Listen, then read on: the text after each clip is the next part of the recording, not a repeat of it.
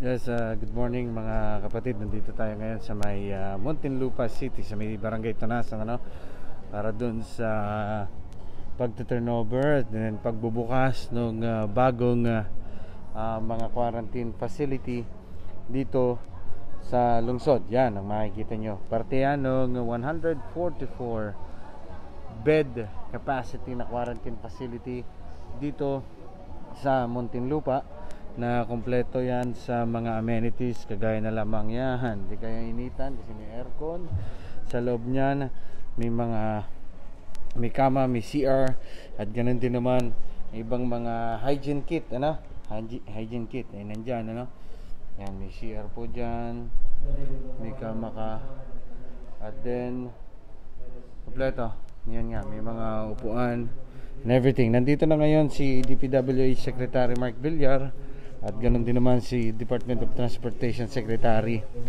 Arthur Art Tugade, para nga pangunahan yung turnover nitong ginawa nga ng ahensya ng mga quarantine facility dito sa London. Nandito rin si Mayor Presnedi, ang mayor ng Muntinlupa. Let them promote and support the peace between peoples, which Christ the Lord brought from heaven, who lives and reigns with you forever and ever.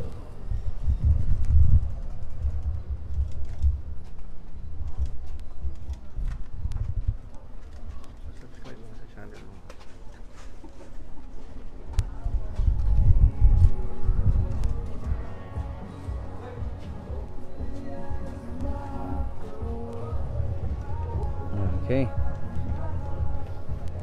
So yung isang container van ay kinonvert po para sa 4 na kwarto, di 40 yung tawag dito, na yung haba and everything, kinonvert nga yan sa 4 na kwarto. So dyan ngayon, okay, sa loob sisilip tayo. Yan ay tsura, ay hindi masyadong kita, sorry.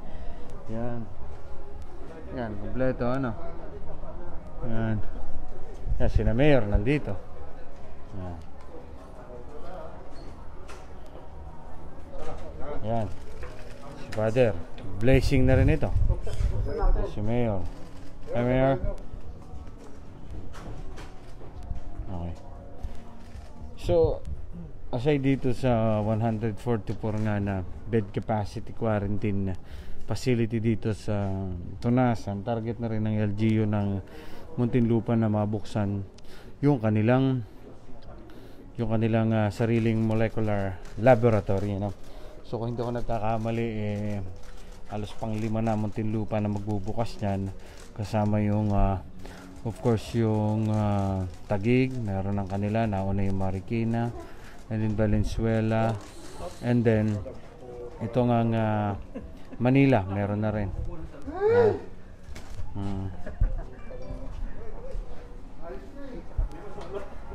Yan.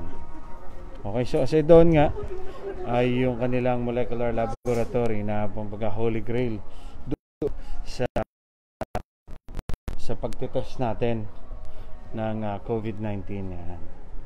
Okay, para ma-appreciate nyo ba, ay may sound system pa pala nakasama. Yan.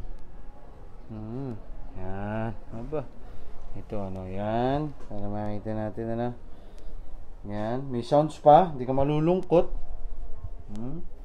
Kompleto, may hygiene kit, may face mask, yan, tapos sa taas po ay may aircon, yan, and then yan, may timba, magandang klase yung timba,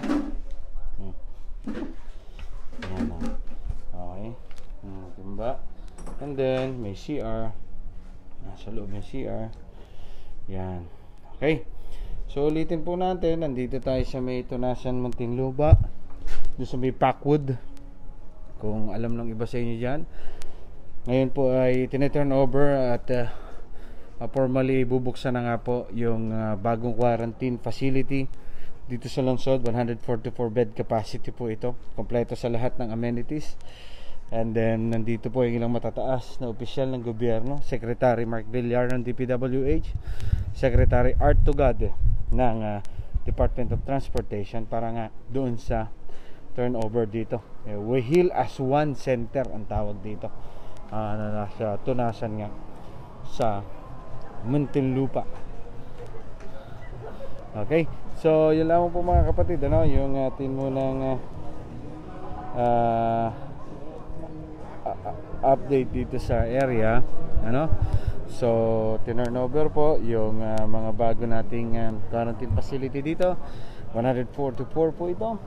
Aside po dito, target na rin ng Muntinlupa, nabuksan yung sarili nilang molecular laboratory. Nang sa ganun makasama na nga sila doon sa ilang mga LGU dito sa NCR na may sarili nilang molecular laboratory. Parang 500 to 600 yung gusto nilang matest doon araw-araw ng mga swab samples, ano. Okay, sila mo po, good morning mula po rito sa Muntinlupa.